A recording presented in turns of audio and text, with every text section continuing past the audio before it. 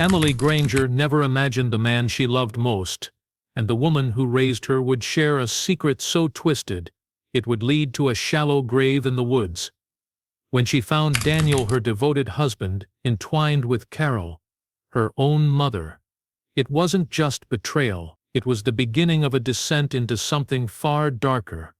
What followed wasn't heartbreak, it was horror, and by the time the truth surfaced, someone would be dead, and someone else wasn't finished hiding bodies. Emily Granger had everything she thought she ever wanted: a loving husband, a quiet home, and the comforting routines of small-town life. Millstone was one of those places where everyone knew each other's names, waved from porches, and brought casseroles when someone was sick. It was a town untouched by chaos, or so it seemed. Emily taught third grade at the local elementary school. Her students adored her. Her colleagues often said she was the kind of person who made people feel safe. At 32, she had grown into the kind of woman others looked at and thought, she has it all figured out. Her house stood near the edge of the woods, a charming two-story with white shutters and a swing on the porch. It was peaceful, almost too peaceful. Her husband, Daniel, was the town's golden boy, a paramedic who worked long shifts and saved lives by day or night. He had a smile that made people trust him instantly,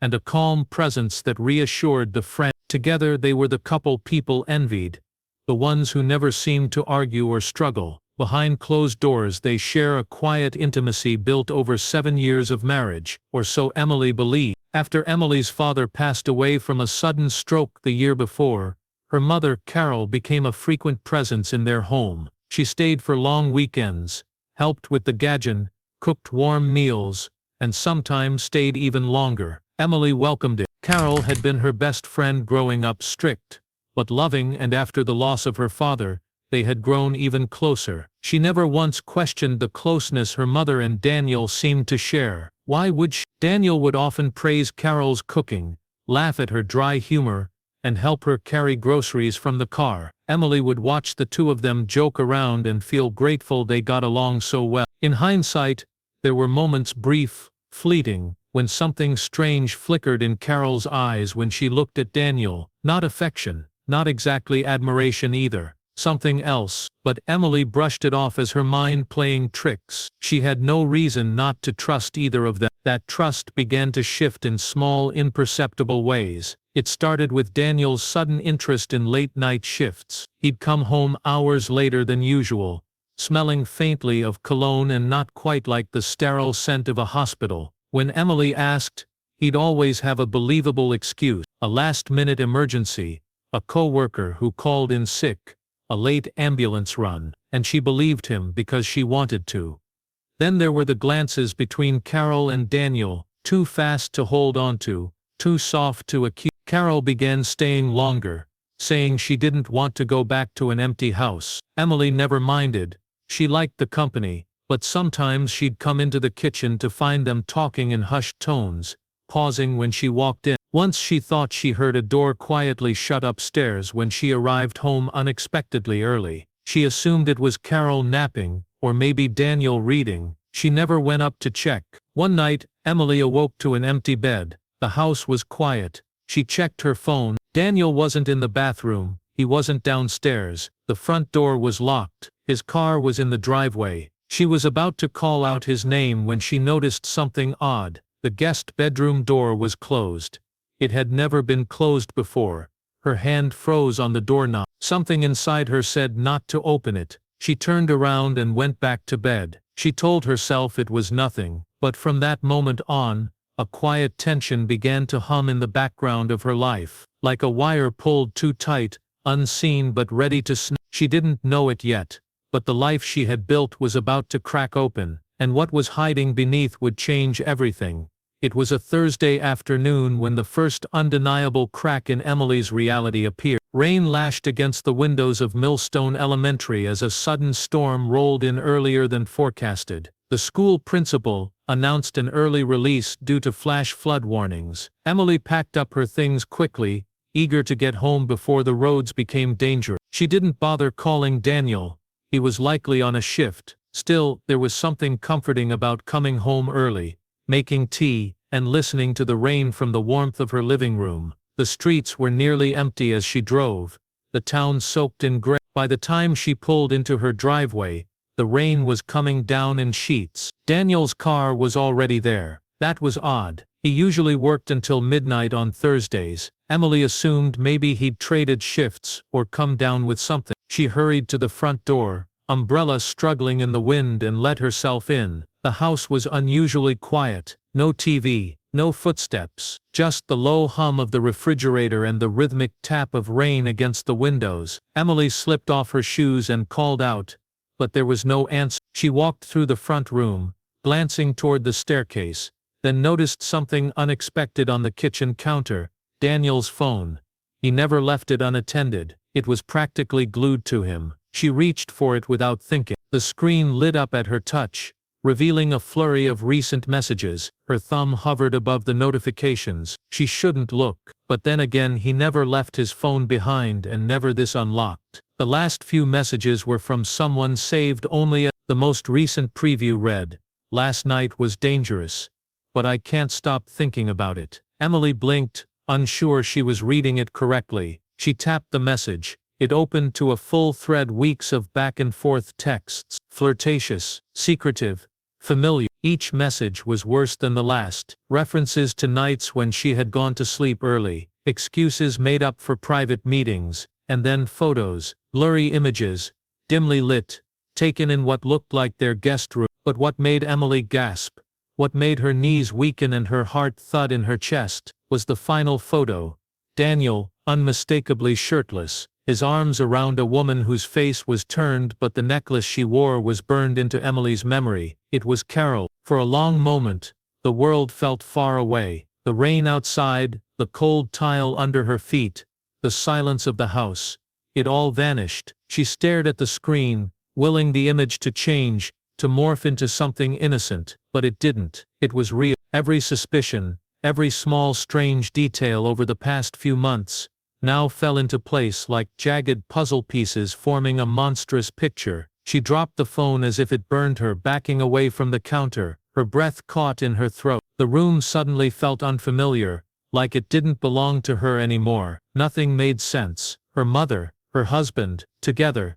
The sound of a floorboard creaking upstairs snapped her out of the trance. Someone was up there. Slowly, carefully, she moved toward the staircase. Each step up felt heavier than the last. She couldn't hear voices, only muffled movements. A door closing, a whisper. She reached the top and paused outside the guest bedroom. The door was shut again. She stood there, heart pounding, hand inches from the doorknob, but something held her back. A deep, instinctive dread. She didn't open it, not then. Instead, she walked back downstairs, numb and trembling. She picked up Daniel's phone again, and opened the camera roll, this time scrolling back. More pictures, more proof. Her hands shook as she transferred several to her own phone, needing something concrete in case this nightmare unraveled further. That night, she didn't sleep. She lay in bed, eyes wide, listening to the rain and the faint creaks of movement upstairs, wondering how long this had been going on, how deep the betrayal really ran, and what it meant for everything she thought she knew. Something was wrong, not just emotionally, but dangerously wrong. Emily felt it in her bones, and deep down she knew whatever had begun in her home wasn't just an affair, it was the start of something much darker. Emily barely moved the next morning. The walls of her home, once a place of peace and safety, now felt like a stranger's house, hollow and unfamiliar. She lay on the couch, eyes dry from a night of no sleep, the weight of betrayal pressing down on her chest like a stone. Her mind replayed the photo over and over. Daniel with her mother, Carol. It was the kind of thing that didn't seem possible until you saw it with your own eyes. She tried to convince herself it wasn't real. Maybe it was old, maybe it was edited, maybe it was someone else, but deep down she knew it wasn't. That necklace was unmistakable, silver, with a chipped blue pendant. Her father had given it to Carol on their 30th wedding anniversary. Emily had been there when she opened the box. That necklace never left her mother's neck, never. Until now. When Daniel finally came downstairs, he acted as if nothing was out of the ordinary. His tone was light, his movements relaxed. He poured himself coffee and glanced at her on the couch, asking if she was okay. if she needed anything. Emily just stared at him. Her mouth was dry. Her heart pounded against her ribs, but she didn't say a word. Not yet. She needed to be sure. Later that day she waited until Daniel left to run errands. As soon as his car pulled out of the driveway, she sprinted upstairs. She wasn't even sure what she was looking for. Anything, something that could confirm what she already suspected. The guest bedroom was neat, almost too neat. The sheets were freshly changed, the air stale. She opened drawers, checked behind picture frames, pulled open the closet. No sign of her mother's belongings, but Carol had been there just 2 nights ago. Emily moved on to the master bedroom. She rifled through Daniel's drawers, his nightstand, even the bathroom cabinet. In the bottom drawer of his dresser, tucked beneath old shirts, she found a box. Inside were loose photos and receipts, mundane things, but in the corner of the box, hidden beneath a stack of movie stubs, was a folded piece of paper, a receipt for a hotel just outside town. The name on the guest sign-in, Daniel Granger. The room was for 2. The date was from 3 weeks ago, a night Daniel had claimed he was on a double shift. Her stomach churned. When Daniel returned home, she confronted him not with accusations, but with silence. She stood in the kitchen, holding the hotel receipt in one hand, his phone in the other, her expression unreadable. He paused, his eyes flicking from the items in her hands to her face. For a moment he didn't speak, and then something changed in him. The warm, smiling husband vanished. In his place was a man she didn't recognize, stone-faced, unreadable. He took the paper from her hand, calmly folded it, and placed it on the counter like it was nothing more than a misplaced bill. Then he turned and walked away, up the stairs without a word. Emily stood frozen. No apology, no denial, not even surprise, just that cold, calculated reaction, as if he had expected this moment. The silence that followed was unbearable. Carol didn't call, she didn't come by. Her usual texts, daily updates, small check-ins, had stopped completely. Emily called her mother's phone several times, straight to voicemail. She tried again, hours later, still nothing. She even drove to Carol's house, across town. The lights were off. The mail was piling up. Trash cans sat untouched on the curb. The place looked deserted. Something was wrong. The affair, the photos, the hotel, that was awful. But this silence, the sudden disappearance, it was something else. Emily stood outside her mother's empty house, as dusk fell around her, the streetlights flickering on. A chill ran through her as she stared at the windows, waiting for a movement, a shadow, anything. But there was nothing, just a deep, growing sense that whatever had happened wasn't just betrayal, it was the beginning of something far more terrifying. Emily reported her mother missing on a cold, overcast morning that seemed to hang heavy with dread. The police station smelled of old coffee and paper, and the receptionist's cheery tone felt out of place. As Emily filled out the form, she described her mother's sudden disappearance, how Carol hadn't returned her calls in days, how she'd vanished without taking essentials, her purse, medication, or even her car. The officer behind the desk, Officer Keller, listened politely but didn't seem alarmed. He asked the usual questions. Was Carol suffering from depression? Had she ever left without warning before? Emily answered no to each one. Keller nodded slowly, scribbling notes without urgency. In a small town like Millstone, disappearances usually ended with someone returning embarrassed or hungover. But Emily knew this wasn't that. Something was very wrong. She probably needed a break, Keller offered, almost dismissively. Maybe a little space. Emily didn't argue. She could see the skepticism on his face. In their eyes, Carol was a grieving widow, still adjusting to life without her husband. A few days away seemed more like self-care than cause for alarm. But Emily couldn't shake the feeling that something sinister had taken place, something no one else seemed to sense. When she returned home, Daniel was sitting on the couch, flipping through a news channel, as if nothing was amiss. She watched him carefully. He didn't ask where she'd been. He didn't mention her mother. His indifference wasn't just unsettling, it was calculated. He was waiting for her to drop it, but she wouldn't. Emily checked her mother's house again, still nothing. She pushed open drawers, opened the fridge, untouched food, expired milk. The living room was just as Carol had left it days before, down to a half-finished crossword puzzle and a bookmarked novel beside the recliner. Nothing had been packed. There were no notes, no clues. It was as if she had stepped out for a moment and never returned. Later that night, Emily sat in the dark kitchen, staring at her reflection in the window, wondering how long she had been blind to what was happening right in front of her. The lies, the glances, the late-night shift. Every moment that once seemed normal now took on new meaning, and the silence surrounding Carol's disappearance became more suffocating by the hour. Then something strange happened. As she lay in bed, wide-eyed in the dark, she heard the soft chime of the front door alarm. It was programmed to ding whenever someone entered or exited. She froze, a quick glance at the clock. 2:04 a.m. The house was still, no footsteps followed the sound, no voices. Slowly she climbed out of bed, and crept to the hallway. Daniel's bedroom door was closed,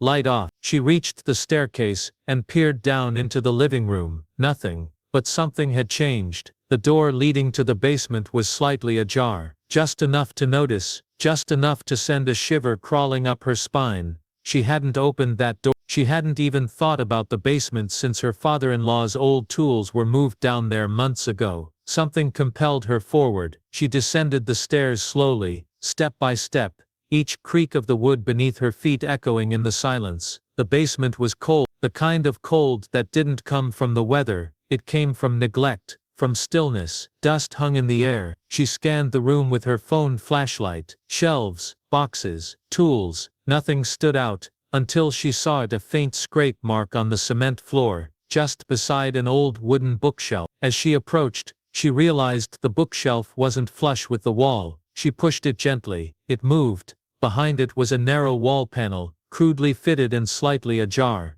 Her breath caught. She didn't go any further that night. She backed away, heart pounding, and returned upstairs, locking her bedroom door behind her. She couldn't face what might be hidden behind that panel, not yet, but the truth was closing in on her, faster than she could run, and somewhere in the darkness of her own home, answers were waiting, answers she might not be ready to find. The next morning arrived like a fog, thick, gray and impossible to see through. Emily had barely slept. Her dreams were filled with shadows, muffled voices, and the sound of something scraping across concrete, but it wasn't just her imagination. The basement, the bookshelf, the strange panel, all of it was real. Daniel had already left by the time she stepped downstairs. She watched his car disappear down the street before locking the door behind him. For the first time in days, she felt the tension in her chest shift, not ease, but transform into something sharper, more focused. She had to know what was behind that wall. Emily descended into the basement once again,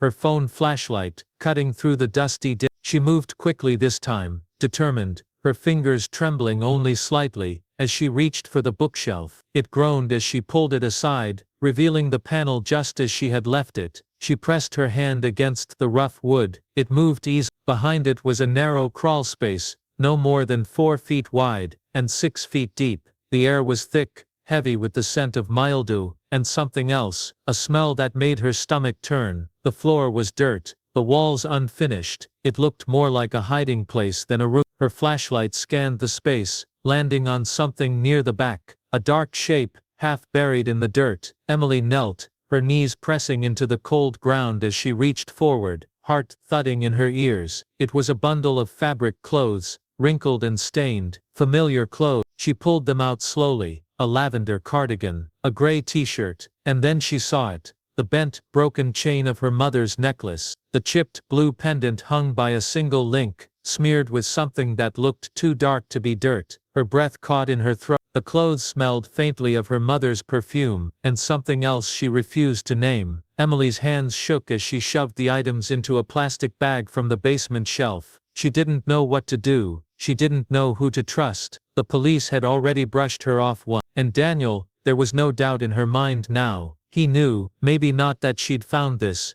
but he knew what happened to her mother. He had to.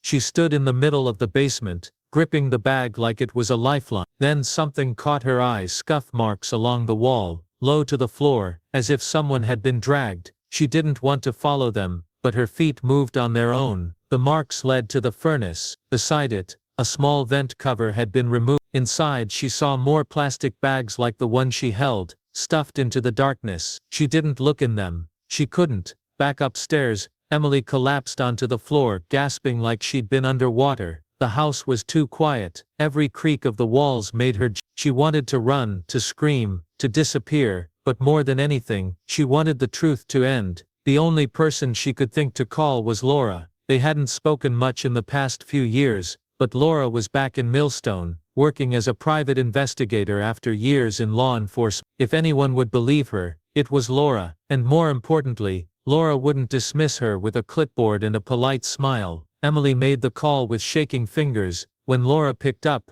her voice was cautious but calm. Emily didn't tell her everything, just enough to get her to come over. An hour later, Laura stood in Emily's kitchen, silent as she listened to the story. Emily showed her the clothes, the necklace, the hidden room. Laura didn't say much, but her eyes darkened in a way that told Emily she understood the gravity of what she'd found. They went back into the basement together. Laura crouched by the wall, examining the hidden space with clinical precision. When she stood up, her face was pale. "This wasn't just a hiding spot," she said quietly. "This was used for something else," and Emily knew she had uncovered something more than betrayal, more than lies, something her mind hadn't yet fully grasped, but her heart already feared. Her mother hadn't just disappeared, she had been erased. Laura didn't waste time. The moment she stepped out of the basement, her entire demeanor shifted from concerned friend to trained investigator. Emily followed her, wordless, still clutching her mother's necklace, like it might vanish if she let go. The sun had dipped below the trees outside, casting long shadows across the living room, and Emily couldn't help but feel that time was working against them. Laura paced the kitchen in silence for a moment, before pulling out a small notebook and pen from her jacket. She jotted down a few quick notes, then looked up, her expression tense. "We need to know what Daniel is doing when he leaves this house," she said. "If he's hiding something bigger, he won't stop now." Emily nodded. "He's been going out late. He tells me it's work, but I know he's lying." Laura didn't need convincing. That same night, they installed a discreet motion-activated camera at the back door, and another near the garage. Laura had brought them from her office, small, efficient, and easy to miss. Emily didn't ask how she got access to that kind of equipment. She didn't want to know. The following day, Emily pretended nothing was wrong. She smiled when Daniel came home, asked him how his shift was, kissed him on the cheek. Her stomach twisted with every word, but she held her mask in place. Daniel didn't seem suspicious. If anything, he was overly calm, affectionate even. It made her skin crawl. That night, as predicted, he left again around 11:40 p.m., claiming he was filling in for a sick coworker. The moment his car turned the corner, Laura appeared from her parked SUV, a block away. She'd been waiting. Without saying a word, she slid into Emily's passenger seat and nodded toward the road. They followed. Daniel didn't drive toward the hospital. He didn't even head into town. Instead, he turned off onto a rural backroad that weaved through the woods at the edge of Millstone, where the trees grew tall, and the streetlights stopped. For 20 minutes they followed at a distance. Headlights. Finally Daniel turned off onto a narrow dirt path barely wide enough for his car. Emily's hands tightened on the steering wheel. The forest swallowed the car ahead, and with it, any sense of familiarity. Laura motioned for Emily to park and kill the engine. They got out and continued on foot. Branches cracked under their shoes. The air was thick with damp moss and decay. Up ahead, they saw the faint glow of headlights through the trees. Daniel had stopped. They crept closer, ducking behind bushes, holding their breath. What they saw made Emily's blood run cold. Daniel was kneeling beside a large pile of rocks in a clearing. The ground around him looked freshly disturbed, patches of dark wet soil glistening under the light. He wasn't digging, he was burying, shoveling dirt onto what looked like a large plastic tarp wrapped around something heavy. He paused occasionally to wipe his face, glancing around nervously before continuing. Emily had to bite her lip to keep from crying out. Laura put a firm hand on her arm, signaling for her to stay silent. They watched him for nearly 10 minutes before he stood up, tossed the shovel into the car, and drove off, disappearing down the path without ever knowing they'd been there. When they returned the next morning, it was daylight, but the air felt colder, heavier. Laura brought gloves, a camera, and a small shovel. They began uncovering the rocks, one by one, until the edge of a plastic tarp appeared. With trembling hands, they peeled it back. The stench hit them first. What lay inside was unmistakable. The decomposing body of a woman, wrists bound, the blue pendant necklace still hanging from her broken neck. Emily collapsed to her knees. It was Carol. They had found her, but now they had to survive what came next, because Daniel was still out there, and he didn't know they knew. The discovery of Carol's body shattered the last threads of denial Emily had been clinging to. Even as she knelt beside the shallow grave in the woods, nausea rising with every breath, her mind still wanted to reject what her eyes confirmed. The woman who raised her, who had laughed in her kitchen and hugged her every holiday, now lay twisted and lifeless, hidden beneath rocks and dirt, as if she were garbage. Laura pulled her back gently, her voice calm but firm. "We need to get out of here. Now." She didn't call the police immediately. Instead, she took a series of quick, detailed photographs. Carol's body, the tarp, the bindings on her wrists, the disturbed earth. Her hands moved with precision, but her jaw was clenched. When they were done, she repacked the scene just as they'd found it. Every rock returned to its place. Emily didn't understand why they weren't calling for help yet, but Laura explained in the car, voice low. "If we go to the police without the full picture, there's a chance he slips through. I've seen it before. Evidence disappears, people lie. If Daniel finds out we were there before they arrest him, he'll run, or worse." Emily sat in silence, staring at the trees as they rushed past. She felt as though the forest had swallowed a piece of her soul and wouldn't give it back. That evening, Emily returned to the house before Daniel. She stood in the hallway, staring at the framed photos on the walls, wedding pictures, family holidays, smiling faces, all now repainted in horror. She thought about how many times she'd walked past him, kissed him, shared a bed with him, never knowing what he'd done. And what haunted her most was the way Carol had vanished so quietly. No struggle, no screams, just gone. Laura stayed nearby, monitoring from her SUV, parked down the street. They kept in touch by text. At 10:47 p.m., Daniel came home. He walked through the door with the same easy confidence, humming a tune under his breath, a fast food bag in hand. He smiled when he saw Emily and handed her a soda like it was any other night. She accepted it with a forced smile, her heart pounding. Every word she spoke felt like acting in a play she never auditioned for. She tried not to imagine his hands around her mother's throat. She tried not to look at the flecks of dirt still under his fingernails. That night, she pretended to sleep. At 2:13 a.m., the sound of the floorboards creaking pulled her eyes open. She stayed still, listening as Daniel padded quietly down the stairs, then the soft click of the back door. Emily grabbed her phone and texted Laura one word, "Now." Within 10 minutes, Laura had called in a contact at the state police, a former partner who owed her a favor. She gave them the location, the photos, the evidence. By dawn the woods were crawling with law enforcement. The tarp was dug up again, the body officially documented. They arrested Daniel the next morning. He didn't resist. In fact, he smiled. As the handcuffs clicked around his wrists, he looked Emily in the eyes with a calm, unsettling stare, like he'd been expecting this all along. What came next sent fresh waves of revulsion through Millstone. In his interrogation, Daniel confessed without hesitation. Carol had threatened to expose the affair. She had begged him to tell Emily the truth. He said she became hysterical, threatening to go public. He couldn't have that, he told them, so he silenced her. Just like that. No remorse, no emotion. He said it with the same tone someone might use to explain why they canceled a dinner reservation. The Golden Boy paramedic was a killer.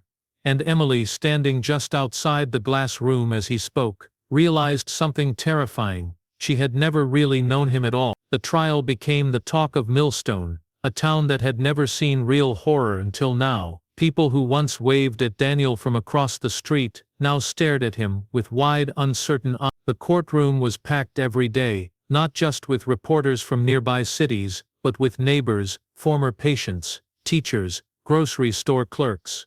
People who had trusted him, even admired him. None of them could understand how the man they knew had turned into someone capable of such darkness. But Emily knew. She had seen what was beneath the surface. She sat through every hearing, every testimony, her face unreadable. Laura sat beside her, silent support in the storm. The prosecutors laid out everything, text messages, surveillance footage, the burial site, the murder weapon. It was an airtight case. The jury didn't take long to convict, but it wasn't the guilty verdict that haunted Emily, it was what came after. In a closed session after sentencing, investigators revealed something Emily hadn't expected. When police combed through Daniel's devices, they uncovered a series of disturbing internet searches and notes, far beyond what was necessary to cover up an affair. There were entries documenting methods of controlling people, psychological manipulation, and in one hidden folder, photos of Emily sleeping, dozens of them, taken over several months, different angles, different rooms, some from uncomfortably close distances. He had been watching her, studying her, not just lying, but planning.